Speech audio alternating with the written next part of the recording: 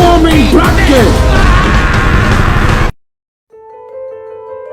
What's going on, everyone? So welcome to my latest video. This is obviously my review for the 2007 film Zodiac.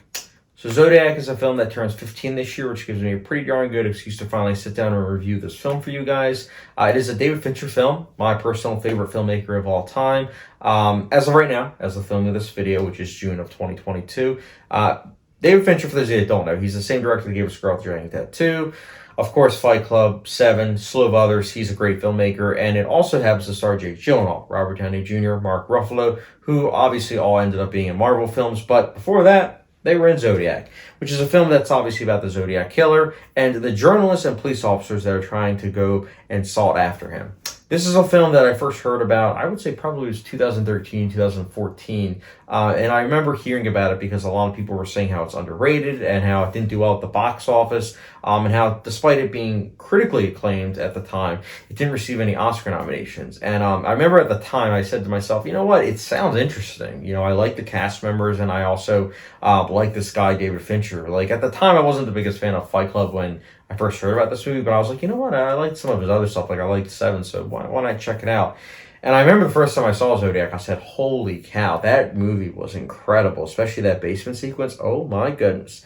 But it was a film that when I saw it, I think it was 2014, early 2014, it was a film that I then didn't watch for years later. In fact, I've only seen this film like 3 or 4 times, which, considering how high it is on my ranking list of Fincher's work, you would think that I've seen this movie many times, but I haven't. And I think a lot of it has to do with the length. I love this film, and I love the length. Like, when I actually watch the film, like, I feel like the length is warranted. But when I, pick up the Blu-ray and everything, and I think about watching the movie, I think, I look at the runtime and I'm like, I don't know, like, because it's not really like a super fast-paced movie, not super slow either, but it's not just one of those movies that I could just pick up and, watch. I kind of have to be in the mood for this film.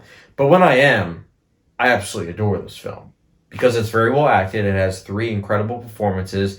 It's got incredible cinematography. I mean, this is a film that's very striking. Some of the best visual effects you will see, because you can't even tell that they're visual effects. And that's the thing. This is one of those films that, it was a film that when I read about the behind the scenes and everything on like how meticulous the details and everything were and how like historically accurate it was, I was mind blown. But I was mind blown even more so when I looked up the visual effects and everything to see that not only were the visual effects, but there was a lot of like green screen and blue screen work, which I was, not going to lie, very shocked, because I said to myself, but there's nothing like big. There's not like monsters or anything going on. So like, why would he do that? But then when I actually visually saw why he did it, like, all the touch-ups and everything, I was like, that's incredible.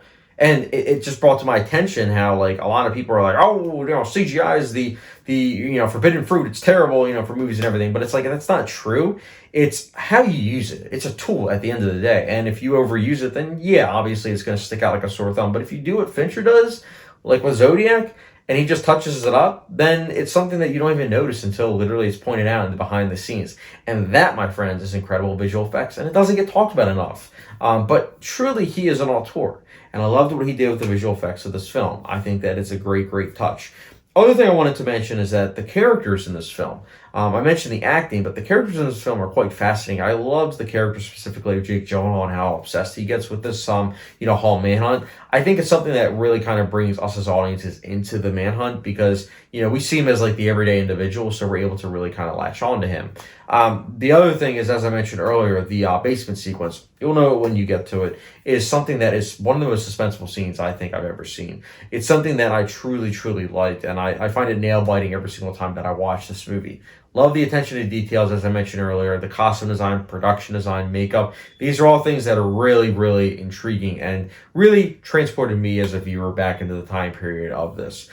So it's a film that overall, it's strikingly well crafted. It is very, very engaging. It's just a film that the only drawback is that it's not as rewatchable as Fincher's other films. Like, I can put in Gone Girl anytime. I can put The Social Network in anytime. I can put in Seven anytime. Girl with the Dragon Tattoo, Fight Club, any of those. I can put in any single time. But Zodiac, I feel like I just have to be in a specific mood.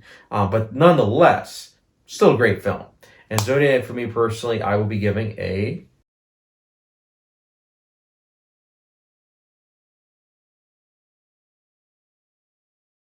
So yeah, guys, let me know your thoughts on Zodiac. Did you like it? Did you not? Let me know your thoughts in the comment section down below. And as always, with the subscription, notification bell, and I'll get you guys later.